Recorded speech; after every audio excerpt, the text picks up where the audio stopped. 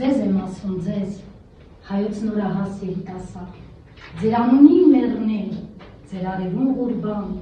10 լեզու սովորեցեք, ձեր լեզուն, ձեր հավատը ղային բռնեցեք։ Մեծն Աբովյանի լեզուն ու հավատը ղային բռնելու մեծ ոգևորությամբ այսօր մեր սիրելի 10-րդցիները իրականացրել են մի հրաշալի նախագծային աշխատանք եւ այժմ կներկայացնենք։ Վայելեք։ Գնաց տեղս էր ինձ ասում էին, որ իրենց որդին եմ ես, Եվրոպա թե Ասիա,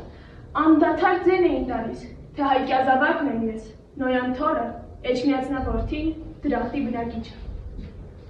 Նախապատրաստական փուլ, թեմայի ներկայացում, խմբերի ստեղծում, բացառապես սովորողների ցանկությամբ, աշխատանքի բաժանում, աղբյուրների, գրականության, ՏՀՏ գործիքների կիրառման քննարկում։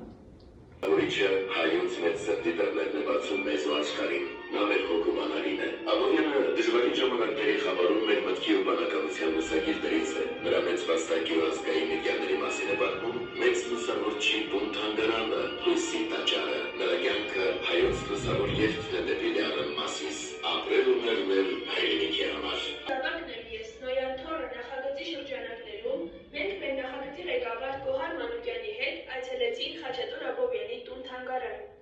Այժմ կներկայացնենք ձեզ այն, ինչ իմացանք Խաչատուրի մանկության և պատանեկության մասին։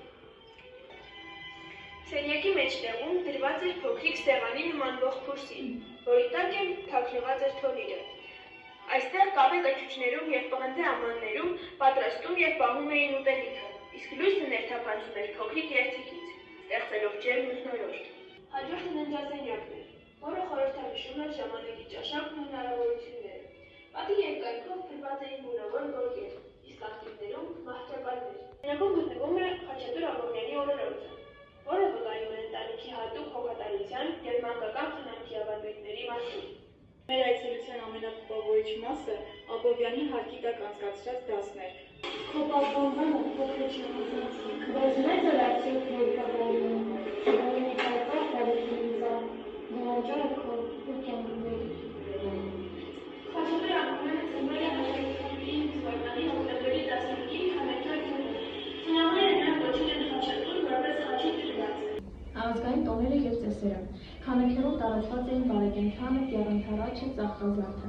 Բարեկենդանը ունի շատ խորը արմատներ, ձգվում է դեպի հեթանոսության շրջան և պատմում են մի շարք առասպելների մասին։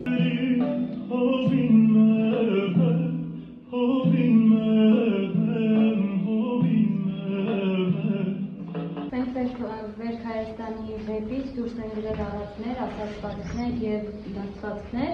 Կատվական թերթիկում ներկայացրել եմ Խաչատուր Աբովյանի Վերք-Հայաստանի վեպի առաջին հատվածից դարձվածքներ, Արիսա, Ղավլուկ լավ, Քուքու, Տոլմա, Ջինջարը ված, Գինի և այլն։ Այս ամենը պատրաստելիս մեզ օգնել են մեր մայրիկներն ու տատիկները։ Հաբլուկ լավը պատրաստել եմ տատիկիս օգնությամբ։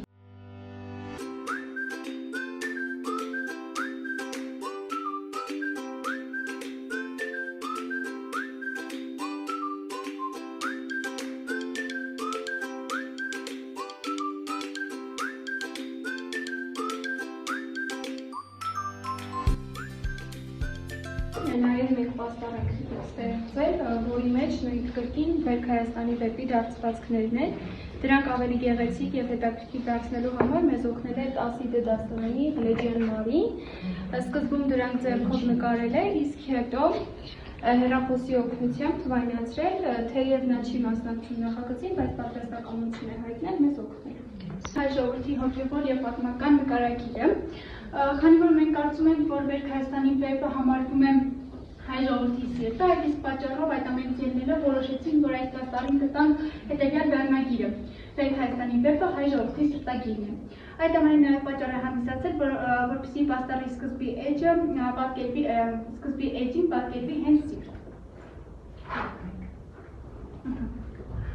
Աճակողմյան հատվածում տեսնում եք Խաչատուր Աբովյանի նկարը, ինչպես նաև ստեղծագործություններից մի քանիսը։ Այդ երկուսի կենտրոնում գրել ենք Խաչատուր Աբովյանի կյանքի, կենսագրության, կրթության, ինչպես նաև մահվան առեղծվածի, նաև վեպի կառուցվածքի և կերպարների մասին։ Կենտրոնական հատվածում տեսնում ենք